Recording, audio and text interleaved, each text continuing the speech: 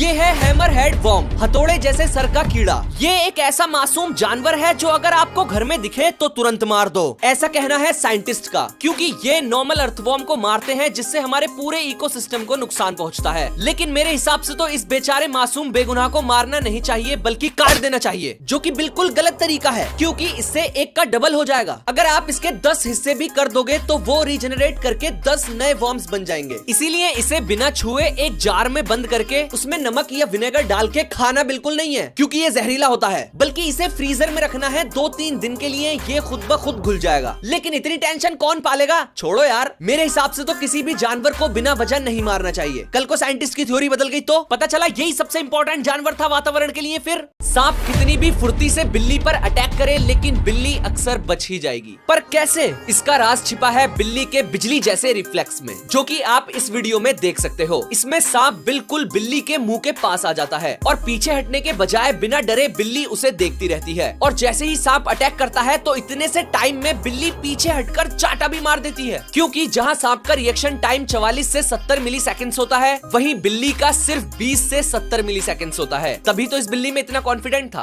आपको पता है कि आपकी नाक से आपको खाने का टेस्ट आता है। हाँ, अभी मेरी बात गलत लगेगी कि नाक से थोड़ी जबान से टेस्ट आता है, लेकिन पूरी वीडियो देखने के बाद कमेंट्स में मुस्तफा लेजेंड ही आता है। अब आप मुझे ये बताओ कि क्या कभी आपको कोरोना हुआ है? अच्छा, बुखार तो हुआ होगा गंदा वाला, जिसमें टेस्ट भी उड़ जाता है, खाने का स्वाद ही नहीं आता। वो एक्चुअली जुबान की वजह से नहीं बल्कि आपकी नाक की वजह से टेस्ट उड़ता है, क्योंकि आपकी सूंघने की पावर टेम्परेरी चली जाती है। देखो, हमारी जुबान सिर्फ बेसिक 5 तरह के टेस्ट कर पाती है: मीठा, खट्टा, नमकीन, कड़वा और उमामी। बाकी फ्लेवर का टेस्ट 95% उस चीज की खुशबू से आता है। जैसे कि आपने एप्पल खाया तो आपकी जुबान इतना बताएगी कि ये मीठा है, बाकी इसकी खुशबू से आपका दिमाग इसके फ्लेवर का पता लगाएगा कि ये एप्पल है। यानी कि 80% तक टेस्ट उसकी खुशबू पर डिपेंड करता है। सब जानते हैं कि नील आर्मस्ट्रांग ने चांद पर पहला कदम रखा था। उनके पीछे बज ऑल्ड्रिन दूसरे इंसान थे चांद पर कदम रखने वाले। उनके पीछे माइकल कॉलिंस तीसरे इंसान जिन्होंने चांद पर कदम नहीं रखा था, क्योंकि वो चांद के ऑर्बिट में चक्कर लगा रहे थे और सबसे खतरनाक टाइम इन्होंने ही देखा था। लेकिन इनकी कोई बात ही नहीं करता। अरे, स्कूल वालों की दुश्मनी होगी, मेरी थोड़ी है। इसीलिए मैं माइकल उस्ताद तुम्हारे बारे में दुनिया को बताऊंगा, तुम बस बैठे रहो। देखो, नील और बज तो चांद पे उतर के भाग गए थे, लेकिन माइकल कैप्सूल में बैठे हुए चांद के ऑर्बिट में चक्कर लगा रहे थे बिल्कुल अकेले। एक चक्कर 2 घंटे में लगता था, और जब ये चांद के पीछे की साइड जाते थे तो दुनिया से सारे सिग्नल्स टूट जाते थे। ना ही नासा से कोई कांटेक्ट, ना नील से, ना बज से, बस एक अकेला बंदा एक स्पेसशिप में, यानी पूरे यूनिवर्स में सबसे अकेला इंसान। इसी वजह से माइकल को कहा जाता है द लोनलीएस्ट मैन इन हिस्ट्री।